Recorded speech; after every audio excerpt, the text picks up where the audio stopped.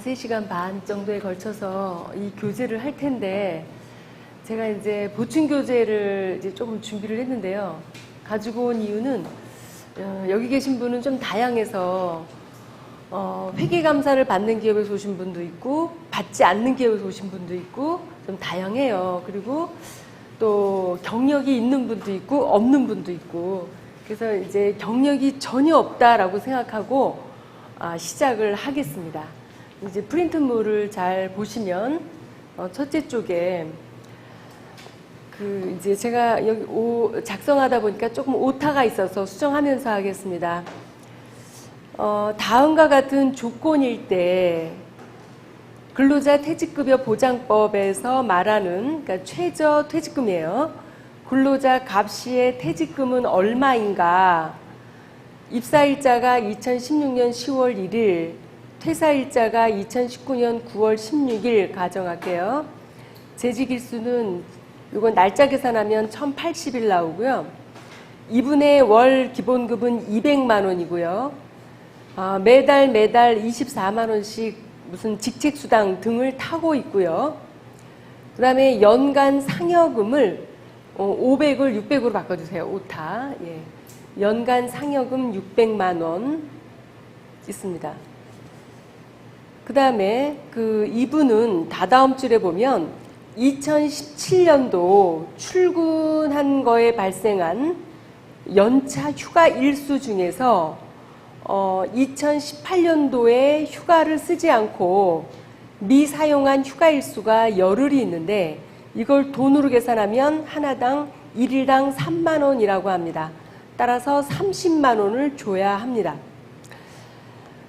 양가로 1번 원래 3개월 평균 임금이 1년치 퇴직금이에요, 여러분요. 3개월 평균 임금이. 예, 따라서 이분의 3개월 임금 총액은 최근 9월 15일 날 9월 16일 날 퇴사했으면은요, 그 표에서 3개월 전 2019년 6월 16일서부터 2019년 9월 15일까지, 그러니까 퇴사하기 전날까지 계산해요. 그래서 9월달 15일, 여기 4줄 중에 끝에서부터 들어갑니다. 8월달 31일, 7월달 31일, 9월달 15일, 이거 일수를 다 합치면 92일 나오고요. 이분의 3개월 급여가 600만 원 나갔습니다. 200만 원씩. 그리고 기타 수당으로 24만 원씩 나간다고 했기 때문에 24만 원 곱하기 3하면 72만 원입니다. 양가로 2번, 이분은 이게 통상적인 급여 말고 상여금과 연차 수당이 나갔는데 상여금 600만 원, 연차 수당은 30만 원 나갔습니다. 자, 이제 동그라미 1항 3개월간 임금 총액은 672만 원인데요. 여기 더하기가 아니라 672만 원은 600만 원하고 72만 원하고 더한 거다. 더하기를 는으로 바꿔주고요.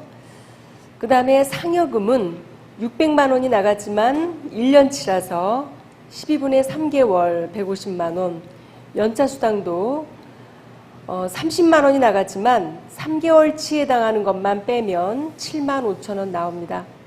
따라서 1항, 2항, 3항 더하면 다 더하면 672만 원과 150만 원과 7만 5천 원을 더해서 나누기 92를 하면 오늘 하루 종일 계산기 써요, 여러분요. 그러니까 계산기 안 가져오신 분들은 자기 스마트폰을 무음 처리해놓고 계산기를 오늘 많이 쓰는 날이라 이렇게 알려달라고 했는데 준비가 안 되신 것 같아요.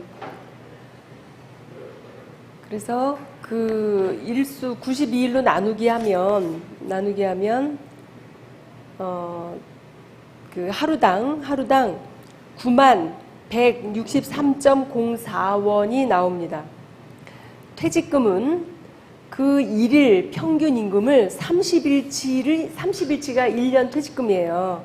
1년 퇴직금이라서 맨 마지막 줄에 하루당 평균 임금 9만 163.04원 곱하기 32를 하면 이게 바로 그 1년치 퇴직금입니다.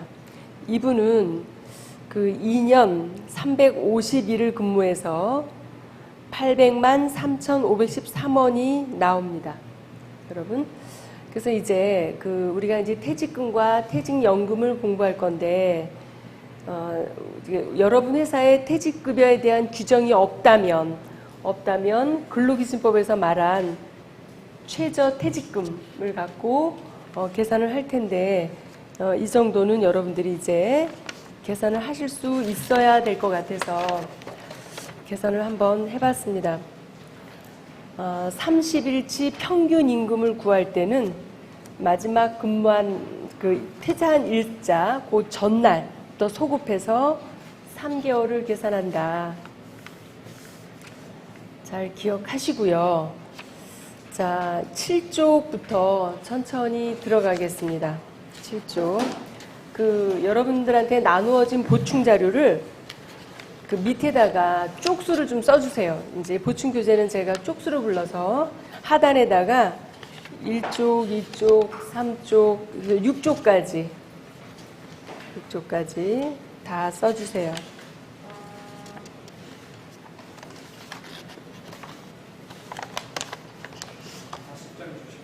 여섯 장.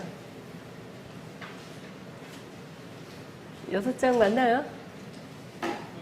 네, 6쪽까지. 자, 이제 보충교재 3쪽을 먼저 보겠습니다. 우리 교재 7쪽하고 보충교재는 3쪽에서 손익에 대한 귀속이라고 표현을 했어요. 어느 연도에 비용으로 할 건가라는 의미입니다. 우리는 보통 법인세법이나 소득세법은요, 법인사업자는 법인세법이고 개인사업은 소득세법인데, 어느 연도로 할 것인가에 대해서 기본이 권리의무 확정주의입니다. 권리의무 확정주의. 그리고 기업회계 기준은 수익과 비용의 발생주의로 개념을 잡습니다. 자, 발생주의. 그 다음에 법인세법은 권리의무 확정주의라고 합니다. 그러면 우리 그 퇴직금은 법인세법은요. 자, 법인세법은 권리의무 확정주의, 권리의무, 권리와 의무가 확정이 돼야면 얘는 수익이고 얘는 비용이다. 따라서 우리가 지금 오늘 공부하려고 하는 거, 이 퇴직금에 대한 비용 처리는 의무가 발생했을 때 처리한다. 따라서 얘는 그 퇴직했을 때 직원이 퇴직해야만, 퇴직 시점이 확정주의다. 이제 이런 개념입니다. 기본적으로는. 그래서 이제 그 권리 의무와 기업회계의 발생주의는 조금 차이가 있는데, 그래서 여기 용어에 보면 그 네 번째 보면 이 조정이라는 말이 나오게 됩니다. 이렇게 회계와 법인세법의 차이가 있기 때문에 그 차이는 세무조정을 하게 됩니다. 세무조정. 우리는 조정의 용어가 두 개가 있는데요. 결산조정이라는 거와 신고조정이 있는데, 결산조정은 결산서에 반영하는 걸 의미하고요. 신고조정은 결산서에 들어가지 않아도 법인세 신고서에 들어가면 된다라는 내용입니다. 이제 그 결산조정은 우리 세법에서 표현이 결산을 확정할 때 손비로 계상하여야 한다. 이렇게 표현하고 있을 때가 있어요. 그런 표현일 때가 바로 결산조정이라고 이해하시면 됩니다. 우리 세법에 결산을 확정할 때 손비로 계상 이렇게 표현하고 있어요. 그 대표적인 것 중에 하나가 퇴직급여 충당 부채가 결산조정 사항 중에 하나입니다. 이제 우리는 결산서라는 거 재무제표라는 거, 재무제표 이꼬르 결산서인데요. 재무제표의 범위를 볼 텐데, 우리 법인세법 중간에 있는 걸 먼저 보면, 세무서에 제출하는 법인세법의 재무제표는 재무상태표, 옛날 용어로 대차대조표, 손익계산서, 이익잉여금 처분계산서가 재무제표고요. 현금흐름표가 제출할 일이 있을 때는 그 회사가, 여러분 회사가 회계감사를 받았을 때는 현금흐름표도 제출합니다. 그 일반 기업 회계 기준, 거기 그 여백에다가 일반 기업 회계 기준에다가 회계감사 대상이라고 써주세요. 회계감사 대상 기업이요. 회계감사 대상 기업은 일반 기업 회계 기준을 꼭 지켜야 되는데, 일반 기업 회계 기준에서의 재무제표는 재무상태표, 손익계산서, 그리고 현금흐름표, 자본변동표와 주석이 있는데, 이 주석 안에 그 이익잉여금 처분계산서가 포함되고 있어요. 없는 건 아니고 법인세법의 사망이 일반 기업 회계 기준 그 주석 안에 있다. 자, 그 다음에 중소기업 기본법에 의한 재무제표는 그 대차대조표, 손익계산서, 이익잉여금 처분계산서, 자본변동표. 그런데 중소기업 기본법에 의한 재무제표, 중소기업 기본법에 의한 이 재무제표는 이거를 안 지켰을 때 제재사항이 없어요. 제재사항이 없어서 회계감사를 안 받으면 대체적으로 법인세법대로 합니다. 그리고 가장 끝에 있는 그 한국 채택국제회계 기준, 우리는 이거를 영어 약자만 띄어서 KIFRS라고 합니다. KIFRS라고 합니다. 국제회계 기준은 그 금융기관이나 상장회사가 꼭 지켜야 되는 원칙입니다. 자, 이제 여섯 번째에서 회계감사 대상 기업은 일반 회계 기준을 지키든 아니면 상장회사라서 KIFRS를 지키든 이렇게 지켜야 되는 회사 범위가 있습니다. 범위가 있어서 규모가 좀 어느 정도 될 때 합니다. 여기 이제 개정이 돼서 이제 그 종전과 개정된 거로 이제 비교해서 있는데, 종전으로 따지면 마지막 줄을 보면 자산 총액이 120억 이상인 기업이었어요. 근데 이제 개정이 돼서 이제 지금은 조건이 좀 더 까다로워졌습니다. 자, 이거는 이제 여러분들이 필요할 때 읽어보시는 거고요. 여기서 중요한 거는 회계감사를 받는 기업이 있고 받지 않는 기업이 있다. 그 기준은 이렇게 정해져 있다. 이렇게 이제 먼저 이해하시고요. 자, 이제 우리는 그 법인세법은 이렇고, 우리가 지금 금방 공부한 회계 기준에서는 발생주의이기 때문에, 발생주의 회계처리이기 때문에요. 이렇게 좀 약간 그 차이가 있어서 이 차이라는 거를 우리는 세무조정으로 계산을 하게 됩니다. 그 7번째 나와 있는 것이 바로 세무조정 신고서 서식의 일부만 제가 이제 오늘 한번 작성해 보려고 그랬고요. 그 다음에 5쪽으로 가서 5쪽으로 예. 자, 이제 5쪽은 우리가 또 공부를 하면서 갈게요, 여러분. 7쪽입니다. 우리 교재.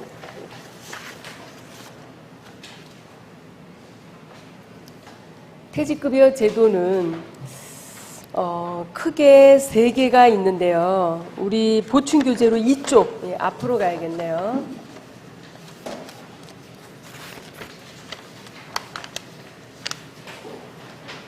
크게 세 개가 있는데, 퇴직금 제도, 이거는 이제 회사의 부채로 남기는 거예요. 회사의 부채로. 아니면 외부에다가 그 퇴직연금이 DB형과 DC형이 있습니다. DB형과 DC형은 퇴직연금이고요. IRP도 퇴직연금인데 DC형하고 아주 똑같습니다. 똑같은데 차이가 있다면 이 IRP는 수수료 등 있으면 싸요. 그래서 이거는 종업원수 10명 미만 사업장만 가능한 그런 그 기업형 IRP 연금입니다. 퇴직연금.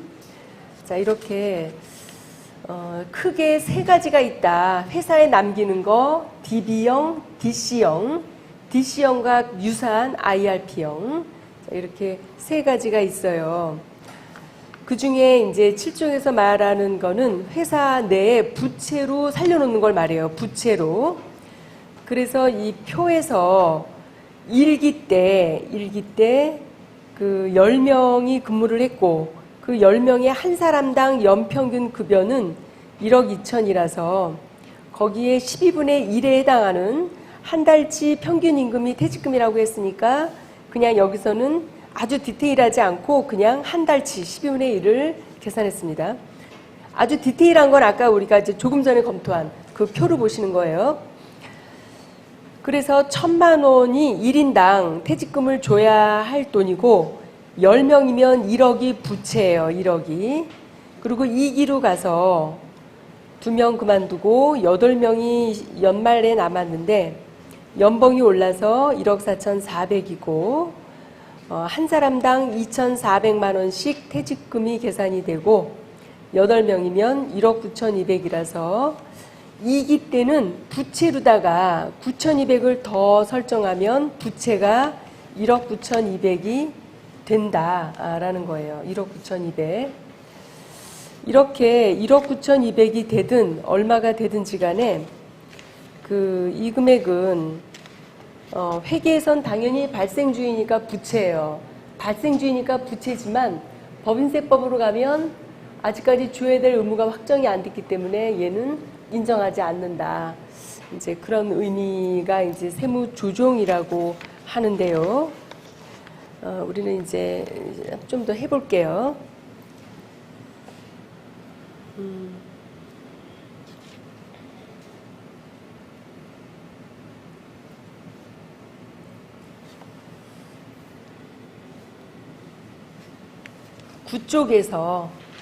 교재 9쪽에서 퇴직금 추계액이요. 직원이 다 그만두면 줘야 될 퇴직금이 얼마인가?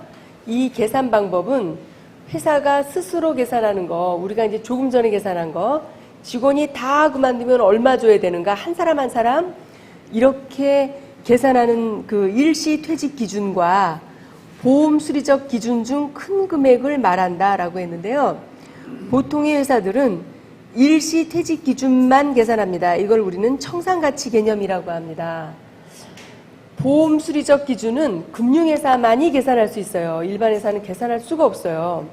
그래서 보통 그 보험 수리적 계산 방법은 아예 계산 자체도 안 하기 일수입니다. 자, 얼마를 줘야 될 것인가는 둘 중 큰 것으로 계산을 한다고 합니다. 법인세법에.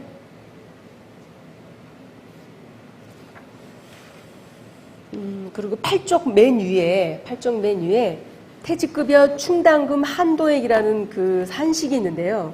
위에 여백에다가 분기 한번 해볼게요.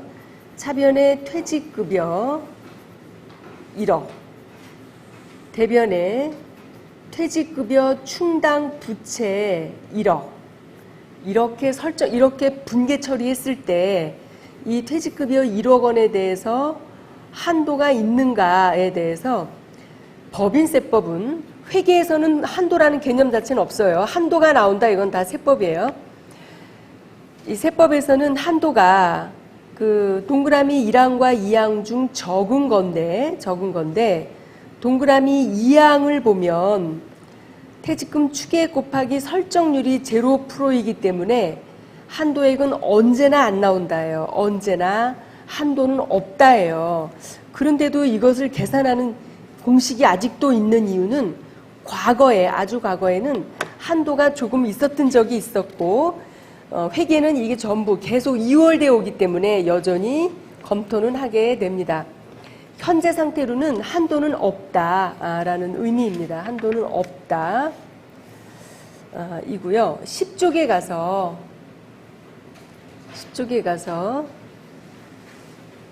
이 부채로 인정하는 금액이 지금은 제로인데 과거에 10쪽 중간에 보면 설정률이 있는데 과거에 30%였던 적도 있었어요. 그러다가 2016년도부터는 설정률 자체가 없어서 결국은 2016년도부터는 한도는 0원이다.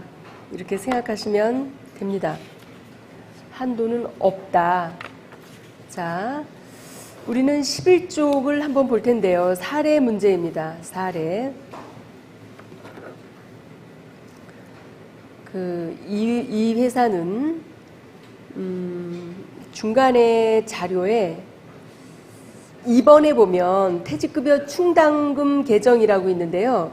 세법 용어로다가 퇴직급여 충당금이고요. 거기 충당금에다가 줄치고 회계 과목, 회계 개정 과목은 퇴직급여 충당 부채입니다. 세법 용어는 퇴직급여 충당금이고 회계 개정 과목은 퇴직급여 충당 부채 개정 과목입니다. 그래서 이제 같은 거라고 보시면 돼요. 이 회사의 퇴직급여 충당 부채 개정 과목에 보니까 이 부채 개정에 보니까 기초가 1억 9천이 있었고요. 그 다음에 이번에 또 증가 설정된 금액이 5,600이 있고요. 그 다음에 감소는 지급입니다. 지급이 3천만 원이 있고요. 기말 잔액이 2억 1,600이 있대요, 여러분. 자, 요 상태로 놓고 여기에 경력자도 있지만 아닌 분도 있어서 분계로 바로 가봅니다. 저기 그 분계한 거 보충교재 5쪽.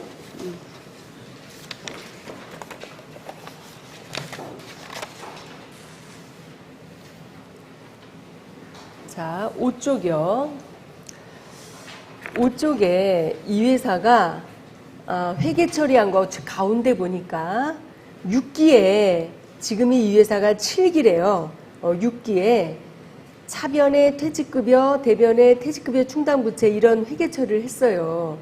이렇게 처리했어도 세무조정은 한도가 언제나 안 나오기 때문에 세무조정에서는 비용으로 인정 안 하겠다. 비용으로 인정 안 한다는 세무조정 용어가 손금불산입입니다. 그래서 손금으로 인정해주지 않겠다. 1억 9천이 나왔습니다. 1억 9천. 그리고 7기로 가서 보니까 7기에 이 중에서 그 차변의 퇴직급여 충당부채 종업원이 그만둬서 3천만 원을 줬대요. 3천만 원을 줬는데 그 돈에 대한 재원을 보니까 일단 예금으로 2,100만 원 회사 돈 뺏어 줬고요. 그리고 나머지 900만 원은 이 회사가 연금 등기에 있는 것 같아요. 연금에서 찾아서 줬대요. 연금에서. 자, 무엇이 됐든지 간에 어떤 돈으로 주었든지 간에 과거에 1억 9천을 인정 못 받았는데 3천만 원을 줬으니 그 우측에 세무조정란에 손금 산입으로 3천만 원이 또 있습니다. 손금 산입으로 3천. 자, 이런 세무조정이 일어났습니다. 일어났고요. 또 7기에 분기한 거. 차변의 퇴직급여 5,600, 대변의 퇴직급여 충당부채 5,600 이렇게 설정을 했는데 이렇게 계상을 했는데 그 우측에 여하간의 5,600은 몽땅 다 손금불산입이다. 몽땅 다 손금불산입이다. 자, 이런 그 세무조정이 일어나는데 그럼 여러분들의 이해를 돕기 위해서 바로 세무조정을 한번 같이 해볼게요.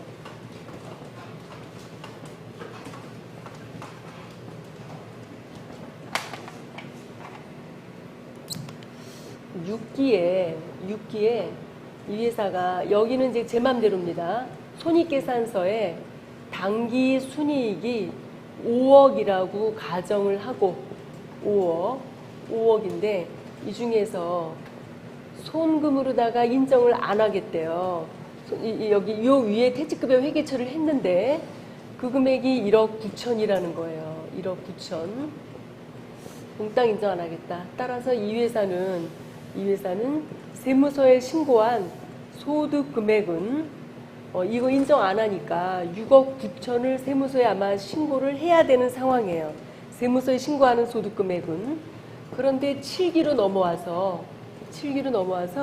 당기순이익은 제 맘대로 3억이라고 가정하고 이렇게 인정을 안 했는데 이 중에서 퇴직금을 집행을 했으니까 이번에는 손금 산입으로 3천만 원을 인정을 해주겠대요. 자, 이거는 더하는 거고 얘는 빼는 겁니다. 이익에서 빼는 거. 퇴직금 줬으니까. 그리고 또 이 회사가 또 이번에는 비용 처리를 또 했대요. 비용 처리를 또 했기 때문에 얘는 인정 안 한다. 따라서 이때는 신고가 3억 2,600을 신고를 해야 되는 상황입니다. 자, 세무조정 용어를 우리가 이제 같이 봤어요. 이제 이것이 완성된 건 아니지만 여기까지 보고 그 11쪽에 우리는 자료 세 번째 3번 자료에 이 회사는 직원이 다 그만두면 2억 1,600을 회사가 계산한 금액이 나오고요. 금융기관에 맡겼더니 2억 500으로 왔대요. 일단 둘 중 큰 거라 2억 1,600이 부채라는 거예요. 부채. 다섯 번째 자료에서 전년도에 퇴직급여 충당부채 부인액 인정받지 못한 1억 9천이 있다. 이거 인정받지 못한 거예요. 1억 인정받지 못했다.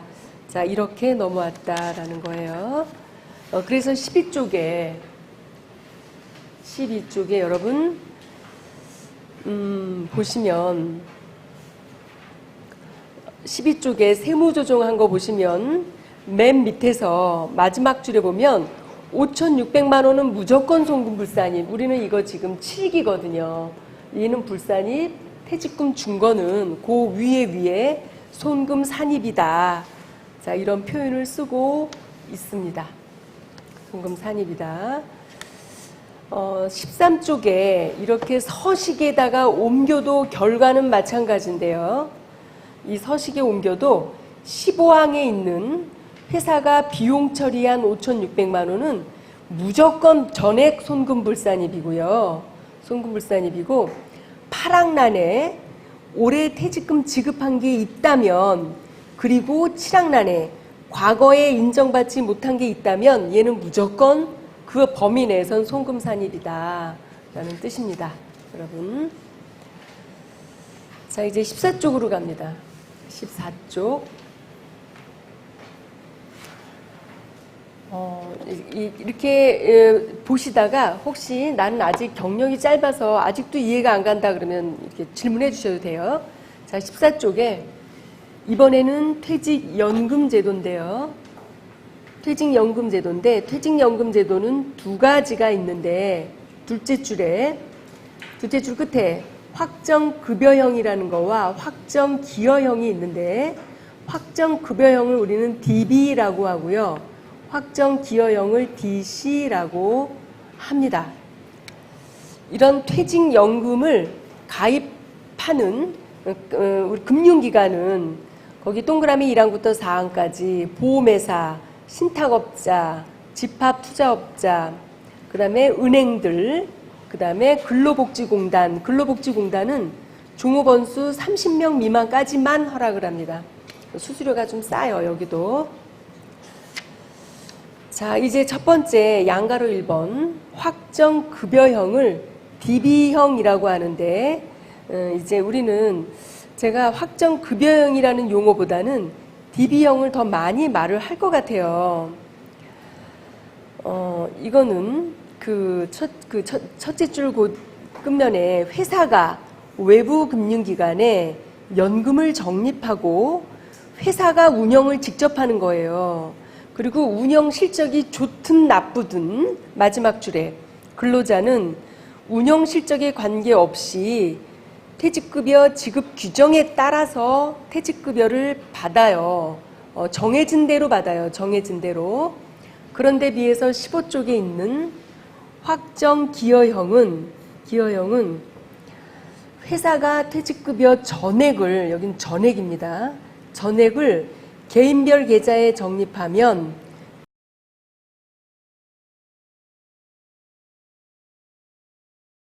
팀장님, 내일까지 영수증 제출이요.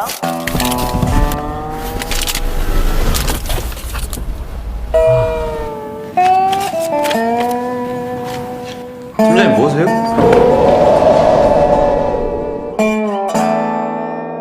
영수증 드릴까요? 그냥 버려주세요. 영수증, 이제 터치 한 번으로. 사용 내역은 실시간 확인. 전체 카드를 모아보고 항목별로 나눠보고 간편한 리포트 전송. 지출 내역은 한눈에. 비즈플레이, 대한민국 경비 처리 업무가 쉬워집니다.